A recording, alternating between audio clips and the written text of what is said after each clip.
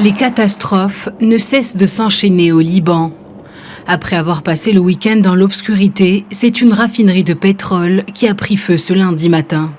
Les pompiers ont réussi à maîtriser l'incendie déclenché dans un réservoir d'essence de l'une des principales installations pétrolières du pays.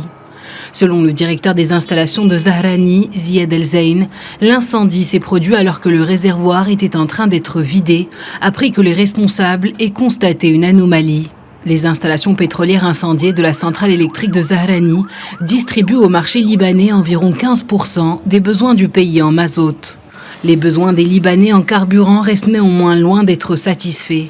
L'État peine à importer du carburant et les rationnements quotidiens du courant électrique culminent à plus de 22 heures par jour. Ce week-end encore, par faute de carburant, le pays du Cèdre a été plongé dans un blackout total après l'arrêt de l'activité de 2 importantes centrales électriques de la Compagnie nationale électricité du Liban. Nous avions de l'électricité 1 heure par jour. Maintenant, le courant est coupé, nous passons tout notre temps dehors, mais la situation empire. Que Dieu nous protège, car nous ne savons pas où tout cela nous mènera. Nous sommes en train de survivre. Nous sommes en train de puiser dans nos dernières ressources.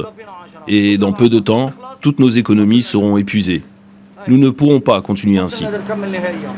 Le Liban négocie avec l'Égypte et la Jordanie l'acheminement de gaz et d'électricité via la Syrie, tandis que le mouvement chiite Hezbollah a annoncé plusieurs livraisons de fioul iranien pour pallier les graves pénuries de courant et de carburant. De son côté, la communauté internationale réclame des réformes urgentes aux autorités libanaises, notamment pour l'électricité du Liban, symbole d'une mauvaise gouvernance et de la déliquescence des services publics libanais.